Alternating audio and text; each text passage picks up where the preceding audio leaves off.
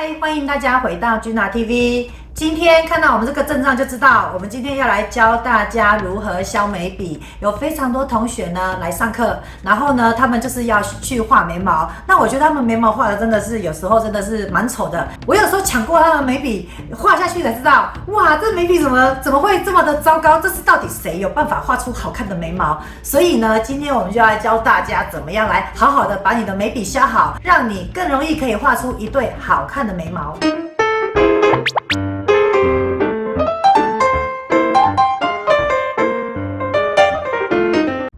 好的，那眉笔啊，通常有分两种，一种呢就是这种，这边这个是有纸张的，这边，然后另外一种呢就是这个是木头的。好，那我们的眉笔呢，基本上我们需要把它削成扁平状的，因为如果它是扁平状的呢，我们在这画的时候呢，它就比较容易可以画出细的线条，这样从这个纸张应该可以稍微看得出来哈。但是如果你的眉笔太粗呢，其实你画的时候有时候就会这样钝钝的，然后就会画成一堆一坨很糟糕的东西，所以呢，我们一定要把眉笔削成是扁平状的会比较好用。好，那所以我们要来削眉笔了。那当然工具只有你的眉笔和美工刀哈。那我们先来看一下这种有纸张的哈，有纸张的其实就是我们这样子把它稍微切开，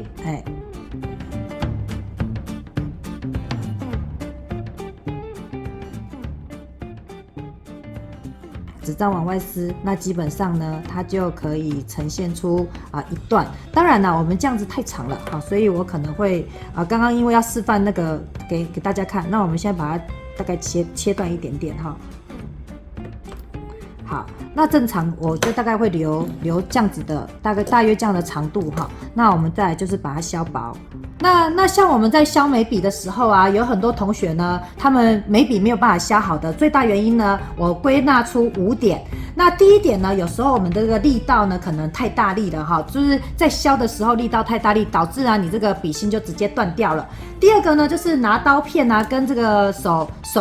底下这个手的地方可能位置方法不对哈，我们的手一定要稍微呢顶住下方，然后这样才有办法去削薄它这样。然后第三个呢，同学有时候在削的时候呢，因为会太贪心，所以一次就削很大一段，那这样子呢，其实也很容易把这个笔芯给削断哈。第四个呢，我觉得同学在削的时候呢，有时候常常就是他可能不知道要削到什么种程度哈，那我觉得一定要稍微薄一点，要很薄很薄，所以我的不只是上面会削，那我的侧面也会把它削薄，这样子我们在画的时候呢，才有办法呢，去画出一条非常细的线条，这样。你看这样非常细的线条，就不会是粗粗的线条。有些同学在削笔芯的时候其实我们的长度大概就是这样，我觉得大概是8mm 左右。那有的同学他可能会削只有这样子的一半，那这样子的话，其实它是太短的。那太短的话是很容易你用没2下，它可能就钝掉了。那如果你这个笔芯如果太长的话，其实它也是很容易，就是你在画到一半的时候，它会直接从中间断掉，或是从底部断掉。所以这些都是要非常注意的。好，那这个是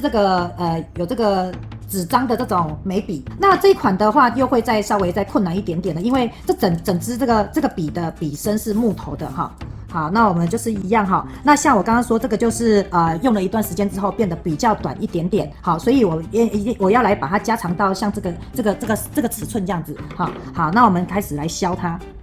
好，我们要从你看我好像在刨那个丝瓜一样，一点一点的哈。所以我刚刚有特别讲，就是很多同学他会贪心，然后就一次然后就下得很深，然后就切一大段，结果呢，因为贪心，结果笔芯断掉。好，那我们就是要有耐心的轻轻刨哈。很多同学真的非常的没有耐心。好那上面这边呢，我就会用稍微轻轻的推它。其实削眉笔一点都不难，就是有一点修身养性的概念